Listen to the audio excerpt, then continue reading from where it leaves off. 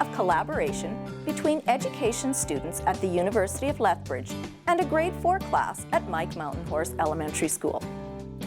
Looks like you guys usually have to oil this. Integrating technology into the classroom.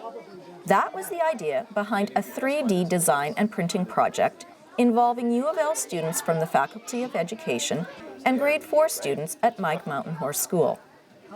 Over a 5-week period, the two groups worked together, first researching an object, then designing it on the computer, and finally printing it on a 3D printer and presenting it to their peers.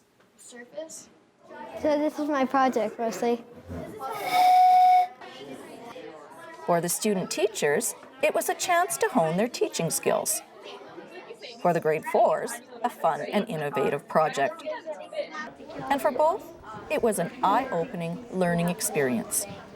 Well, I learned a lot of things that I didn't know about 3D. Like, I thought 3D was like only, I didn't know there was 3D printing. I thought it was like only like an illusion. I've never really seen a 3D printer until this semester, so.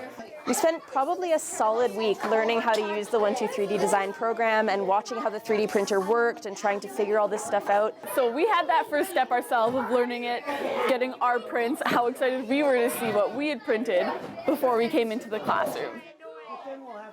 The 3D project was developed by Professor Marlo Steed, who teaches a new media learning course in the Faculty of Education. Collaborating with grade 4 teacher Mike Weavers, Marlo's goal was to show his students how the use of technology can engage students in their learning.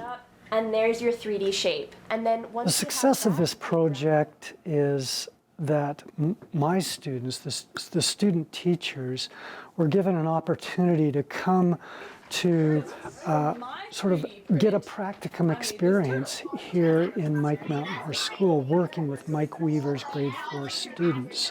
They were able to sort of experience firsthand how technology can be effectively integrated into projects.